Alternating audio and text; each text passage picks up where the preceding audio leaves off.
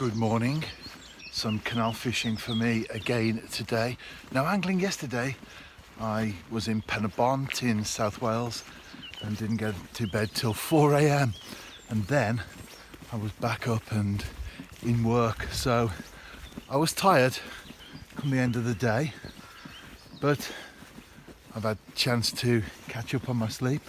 Still up early though. The sun's a little bit higher than it normally would be when I start fishing, and I'm just looking for a spot here.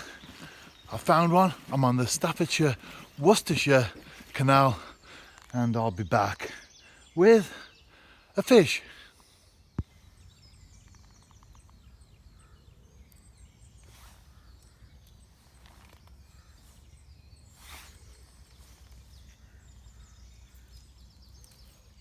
I said I'd be back with a fish. I decided to do some filming, and as I did, I struck into what felt like a very nice perch.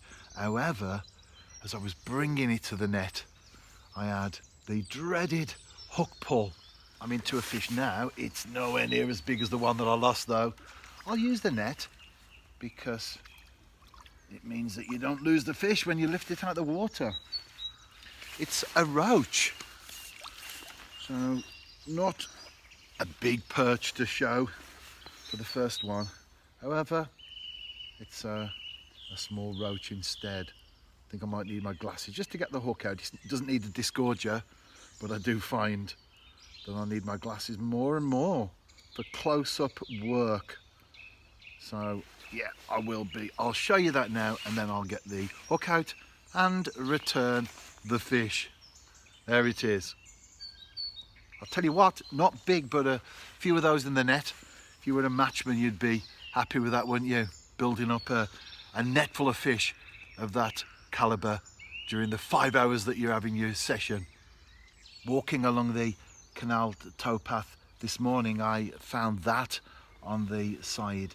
Now, of course, it could be left unintentionally, but it happens too much for that to be the case, sadly. Whatever we take with us, take back home as well. Something like that, how hard is that to put in your pocket or your bag and then put it in the bin when you get home? Because left on the edge of the canal, that's lethal to birds. If they get snared and trapped in that, that's probably a death sentence for those creatures. And also, when you do take it home, cut it up so that when it goes to the tip, it doesn't then become a trap for birds there either. The message is quite simple, isn't it? Don't leave litter when we go fishing. Not only does it destroy the environment, it creates problems for creatures, but also it's very negative publicity for fishing itself. Still on the subject of litter, while I watch my float, it's been many years ago now, I remember posted on the internet about angling related junk left at the water's edge. And of course you go onto forums or Facebook pages or anywhere that people can comment, and anglers are very much against that. But people are leaving litter, and I did ask, is there anyone, an angler, that does leave litter? Why do you leave it? And someone replied, can't remember who it was now, or his name, I didn't even know him, and he said, why should I take it home with me? I pay enough for a ticket, I pay enough for a rod license. Why should I take it home? If they don't provide bins, then why should I take it home with me? And sadly, that is probably an attitude that many people have. On one occasion, I was fishing a lake, and there were bins all the way round at various points. And there was a man fishing with his young son, and he gathered everything up. I'd just arrived for an afternoon session. He gathered everything up, and he walked, and I thought he was going to the bin. He walked past the bin, no more than 1 foot away, and then into the bushes behind, he threw all the stuff. And I was going to say something, because I don't like to see that. However, and this is a thing, isn't it, when you get involved, on the car park, there was just my car and his. So you say something, you confront someone, you come on strong about what they've done, and then they go to the car park and smash your car up or key your car or let your tyres down or something. And that's why people a lot of people don't get involved with things these days because stuff can get very quickly out of hand. What do we do? How do we deal with it? It's a question, isn't it, that needs to be answered. It is a relevant one in today's world. I'm getting ready to pack away now. Well, actually I am packing away. Just leaving the rod out till the last though. The rod and the net, I've always been the same ever since I was a child. Whether it's the last cast or you leave everything out to the very, very end. I've always been like that. Just a small roach today. If only I could have netted that perch though. That would have been great, wouldn't it? That's fishing for you though, we've all been there.